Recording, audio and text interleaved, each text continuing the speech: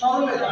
এখন এই বৃত্তে এমন একটা স্পর্শ রাখতে হবে যেন কি এই রেখার কি হবে লম্ব হয়, তাহলে লম্ব হলে কিন্তু অবশ্যই এই দিকে হতে হবে অথবা এই দিক দিয়ে হতে হবে। প্রিয় শিক্ষার্থী বন্ধুরা, আশা করি তোমরা প্রত্যেকেই ভালো আছো। তো তোমাদের বৃত্ত চ্যাপ্টারের একটা সম্পাদ্য নিয়ে আলোচনা, সেটা হচ্ছে যে এইরকম একটা কোশ্চেন যদি থাকে যে কোনো বৃত্তে এমন একটি স্পর্শকাঙ্ক যেন তার কোনো সরলরেখার উপর লম্ব হয়। আবার দেখো, কোনো বৃত্তে এমন একটি স্পর্শক আঁকো যেন তার কোনো সরলরেখার উপর লম্ব হয়। তার মানে দুইটা তথ্য এখানে দেওয়া আছে। একটা হচ্ছে কোনো বৃত্তে, তার মানে বৃত্তটা দেওয়া আছে, আর তার কোনো সরলরেখার উপর লম্ব হয়, তার মানে সরলরেখাটাও দেওয়া আছে। তো এখন আমরা বিশেষ নির্বাচনটা কিভাবে দেখবো, যে মনে করি ও কেন্দ্র বিশিষ্ট একটি বৃত্ত, যেহেতু এখানে একটা বৃত্ত দেওয়া আছে এবং এবি একটি নির্দিষ্ট সরলরেখা, তাহলে উক্ত বৃত্তে, তার মানে এই যে অকেন্দ্র বিশিষ্ট বৃত্তে এমন একটা স্পর্শ দেবে, এমন একটি স্পর্শ আঁকতে হবে যেন এই যে এবি সরলরেখার প্রতি লম্ব হয়। এখন অঙ্কনের বিবরণ, আমরা অঙ্কনের বিবরণটা লিখে রাখছি, কিন্তু তার আগে আমরা অঙ্কন করি। দেখো, এখানে অঙ্কন দিতে হবে, তারপরে অঙ্কনের বিবরণ দিতে হবে। তো অঙ্কনের বিবরণটা কি হবে দেখো, কিভাবে আমরা অঙ্কন করবো। প্রথমে অকেন্দ্র বিশিষ্ট একটা বৃত্ত দেবো, যেহেতু অকেন্দ্র বিশিষ্ট বৃত্ত আমাদের একটা দেওয়াই আছে। দেখো, মনে করি ও কেন্দ্র বিশিষ্ট একটা বৃত্ত, হ্যাঁ, আর কি ও কেন্দ্র বিশিষ্ট একটা বৃত্ত, এরপরে কি এবি একটা নির্দিষ্ট সরল রেখা, একটা বৃত্ত আর কি আছে এবি একটা নির্দিষ্ট সরল রেখা। তাহলে আমরা সরল রেখাটা দিয়ে নিই। দেখো, এবি একটা নির্দিষ্ট সরল রেখা, এই যে এবি একটা নির্দিষ্ট সরলরেখা, এই যে একটা নির্দিষ্ট সরলরেখা। ওকে, তার মানে এই তথ্যগুলো আমাদের দেওয়া আছে যে এই অকেন্দ্র বিশিষ্ট একটা বৃত্ত এবং এই একটা নির্দিষ্ট সরলরেখা। এখন এই বৃত্তে এমন একটা স্পর্শ রাখতে হবে যেন কি এই রেখার কি হবে লম্ব হয়, তাহলে লম্ব হলে কিন্তু অবশ্যই এই দিকে হতে হবে অথবা এই দিক দিয়ে হতে হবে।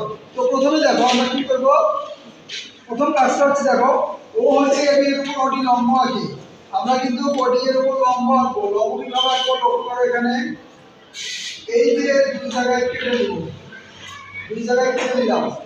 আবার এখান থেকে দেখো, লক্ষ্য করো, এই যে লক্ষ্য করো, বডি লক্ষ্য করো, এই যে ভাবে এই যে ভাবে। তার মানে এখন আমরা স্কেল ফেলাই, এখানে একটু লম্বা করে দিই। দেখো, এই যে এইভাবে দেখো, লক্ষ্য করো, এই কাজটা আমরা কালকে করছিলাম। এই একটা লম্ব আঁকলাম, কি ওডি লম্ব আঁকলাম। দেখো, ওডি লম্ব আঁকি। এখন ওডি রেখা ও বিন্দুতে, দেখো আবার ও বিন্দুতে ওডি এর উপর ও এর লম্ব আঁকি। তার মানে এই যে ও বিন্দুতে আবার একটা লম্ব আঁকতে হবে। লক্ষ্য করো, এই যে লম্ব আমরা আগে শিখছি। এই যে দেখো, এই জায়গাটা যে কোনো মাপের ব্যাসার্ধ নিয়ে অর্থাৎ 90 ডিগ্রি করে আঁকতে হবে। এদিকে লক্ষ্য করো, হ্যাঁ, তারপরে এই দিকে একটা, এখান থেকে এই দিকে। তাহলে দেখো, এই যে আমাদের ও বিন্দুতে ওডি রেখা ও বিন্দুতে আবার কি এম লম্ব আঁকি, ঠিক আছে।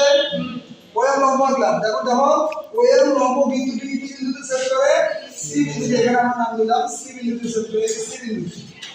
আবার দেখো, সি বিন্দুতে সিবি লম্ব আঁকি। তার মানে এখানে আবার একটা লম্ব আঁকতে হবে সি বিন্দুতে। একইভাবে সি বিন্দুতে লম্ব আঁকতে হবে। দেখো, এই যে ভাবে,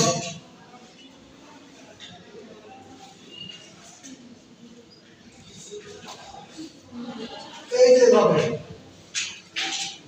তার মানে এখানে দেখা যাচ্ছে যে আমাদের পরপর কয়টা লম্ব হচ্ছে, পরপর 3টা লম্ব আঁকতে হবে, পরপর 3টা লম্ব আঁকতে হবে।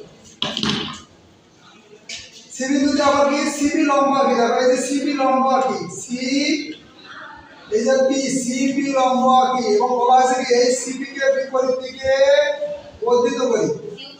দেখো, এই দেখো, সি বিন্দুতে সিবি লম্ব আঁকি এবং সিবি কে বিপরীত দিকে কিউ পর্যন্ত বর্ধিত করি। তার মানে এখানে কি করতে আমরা বিপরীত দিকে, সিবি হচ্ছে এটা, সিপি তার মানে বিপরীত দিকে, বলা আছে বিপরীত দিকে বর্ধিত করবে, মানে পিছনের দিকে। তাহলে দেখা যায় যে পি কিউ একটা কি স্পর্শ হয়নি, পি কিউ এই বিন্দুতে স্পর্শ করেনি, পি কিউ হচ্ছে নির্ণয় স্পর্শক। কিউ নির্ণয় করতে হয় এর উপর লম্ব। দেখো এই যে এর উপর লম্ব হয়ে গেছে। তো আশা করি বুঝতে পারছো। তাহলে বিষয়টা কি দাঁড়ালো এখানে? বিষয়টা হচ্ছে যে এখানে দেখা যাচ্ছে আমরা প্রথমে একটা বিন্দু থেকে AB এর উপর OD লম্ব আঁকলাম, আবার OD এর O বিন্দুতে আবার OM লম্ব আঁকলাম, আবার OM লম্বটা কি বিন্দুটিকে C বিন্দুতে সেট করব, আবার C বিন্দুতে কি CB লম্ব আঁকি এবং C থেকে বিপরীত দিকে কি পর্যন্ত পরিণত করি। তাহলে এই যে PQ হলো কি নির্ণয় স্পর্শক, যা AB এর উপর কি লম্ব। আশা করি বুঝতে পেরেছো। ধন্যবাদ।